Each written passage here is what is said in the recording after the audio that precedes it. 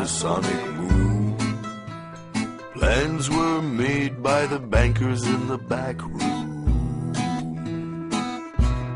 Get the president out of the way and hire Stanley Kubrick.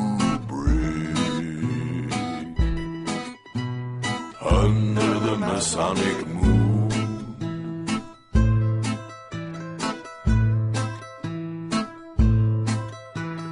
Under the Masonic moon, everyone hoped that the boys would come home soon. One more day and they'll drop from the plane and splash into the ocean. Under the Masonic moon.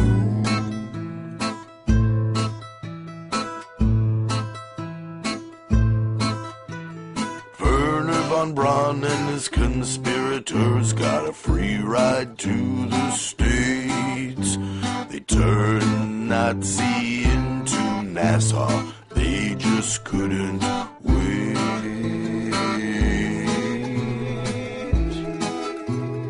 Under the Masonic moon.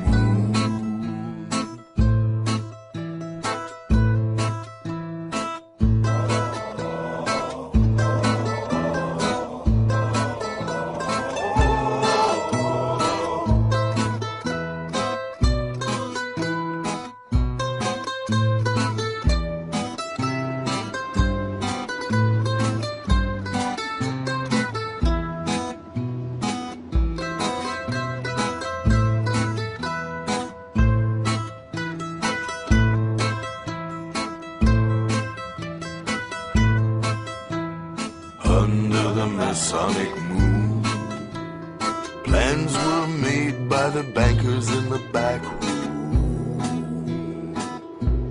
The owl sees into the night, and the secret will never be told.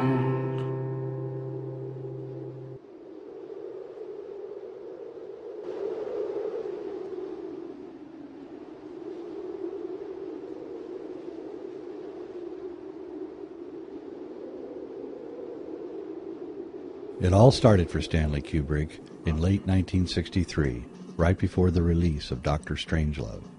This Cold War black comedy took the stuffings out of all things that America held sacred. With this one film, Stanley Kubrick rose up to the heights of his filmmaking abilities. And the Pentagon was not happy with Dr. Strangelove and its brutal portrayal of mad, murderous generals and the stumbling bumpkins running the U.S. war machine. In fact, the Pentagon turned Kubrick down when he asked for permission to shoot inside and outside of one of their B-52 bombers. One read of the script of Dr. Strangelove convinced them that this film was going to be dangerous and that Stanley Kubrick might be an agitator artist. The top brass all saw the finished film in early fall of 1963. It was as they expected. The film made fun of the Pentagon, their generals, and their various war plans. But there was something else that struck them about Stanley Kubrick's dark comedy, and that was the scenes both inside and outside the B-52s.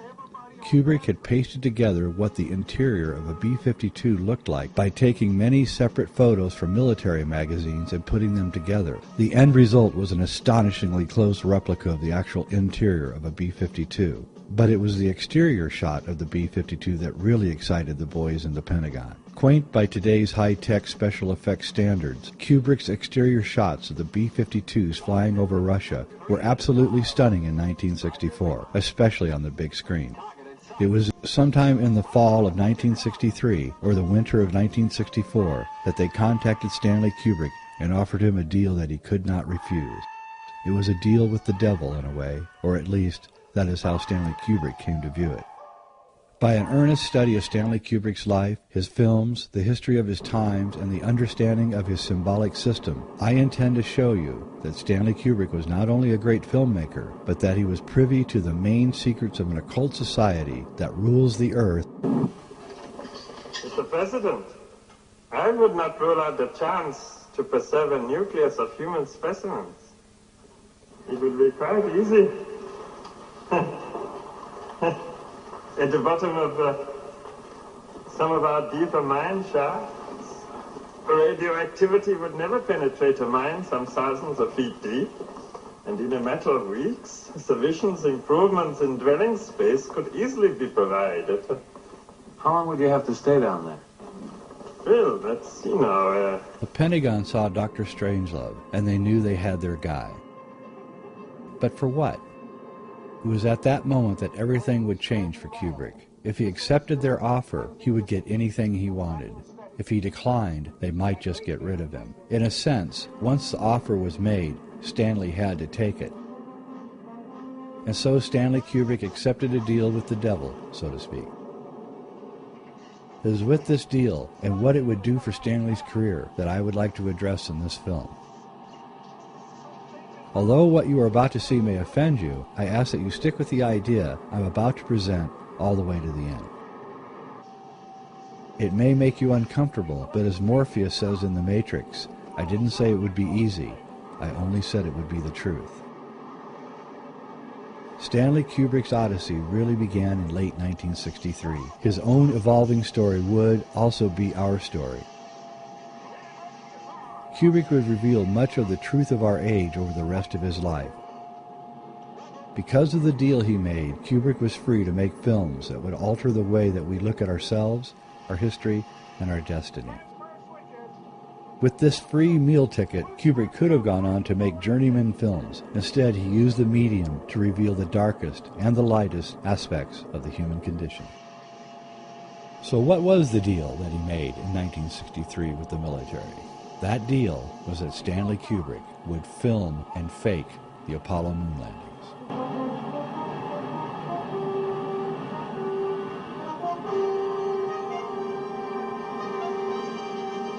It has now been 40 years since the fabled moon landings by NASA and the Apollo gang. When it comes to the subject of the moon landings, people tend to fall into two belief groups. First group, by far the bigger of the two groups, accepts the fact that NASA successfully landed on the moon 6 times and that 12 human beings have actually walked on the surface of the moon. The second group, though far smaller, is more vocal about their beliefs. This group says that we never went to the moon and that the entire thing was faked. I would like to present a third position on this issue. This third point of view falls somewhere between these two assertions. This third position postulates that humans did go to the moon, but what we saw on TV and in photographs was completely faked. Furthermore, this third position reveals that Stanley Kubrick is the genius who directed the hoaxed landings. In some ways, NASA's position was understandable. We were in the middle of a Cold War with the Soviet Union. Did we really want to show the Russians what we had? In fall 1963, Stanley Kubrick had just finished Dr. Strangelove and was looking to do a science fiction film. Someone in NASA, or the Pentagon, saw what Kubrick had done in Dr. Strangelove with the B-52s, and admiring his artfulness, designated Kubrick as the person best qualified to direct the Apollo moon landings. If he could do that well on a limited budget, what could he do on an unlimited budget? No one knows how the powers that be convinced Kubrick to direct the Apollo landings. Maybe they had compromised Kubrick in some way. Kubrick also had a reputation for being a notoriously nasty negotiator. It would have been interesting to have been a fly on the wall during the negotiations between Kubrick and the Pentagon. In the end, it looks like Kubrick faked the moon landings in return for 2 things. The first was a virtually unlimited budget to make his ultimate science fiction film, 2001: A Space Odyssey, and the second was that he would be able to make any film he wanted, with no oversight from anyone, for the rest of his life. Except for his last film, Eyes Wide Shut, Kubrick got what he wanted. It is uncanny the way that the production of 2001: A Space Odyssey parallels the Apollo program. The film production started in 1964 and went on to the release of 2001: A Space Odyssey in 1968. Meanwhile, the Apollo program also began in 1964 and culminated with the first moon landings on July 20th, 1969. It is also very interesting to note that the scientist Frederick Ordway was working both for NASA and the Apollo program and was also Kubrick's top science advisor for 2001: A Space Odyssey. Once he had negotiated the deal, Stanley got to work.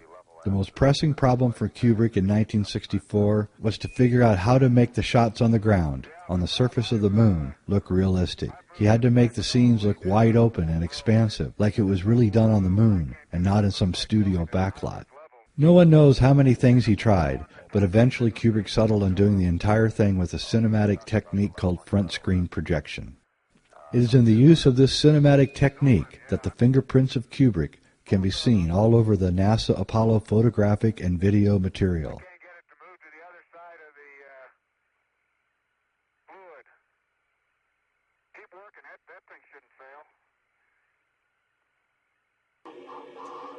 But what is front screen projection? Kubrick did not invent the process, but there is no doubt that he perfected it. Front screen projection is a cinematic device that allows scenes to be projected behind the actors so that it appears in the camera as if the actors are moving around on the set provided by the front screen projection. The process came into fruition when the 3M company invented a material called Scotchlite. This was a screen material that was made up of hundreds of thousands of tiny glass beads. These beads were highly reflective. In the front screen projection process, the Scotchlite screen would be placed at the back of the soundstage. The plane of the camera lens and the Scotchlite screen had to be exactly 90 degrees apart. A projector would project the scene onto the Scotchlite screen through a mirror, and the light would go through a beam splitter which would pass the light into the camera. An actor could stand in front of the Scotchlite screen and he would appear to be inside the projection. Today, Hollywood's magicians use green screens and computers for special effects, and so the front screen projection system has gone the way of the adding machine and the Model T. But for its time, especially in the 1960s, nothing worked better than front screen projection for that realistic look that would be needed both for the 8-man scenes in 2001: A Space Odyssey and the faked Apollo moon landings. To see how front screen projection looks on the screen, let's examine the 8-man scenes at the beginning of Kubrick's film 2001: A Space Odyssey.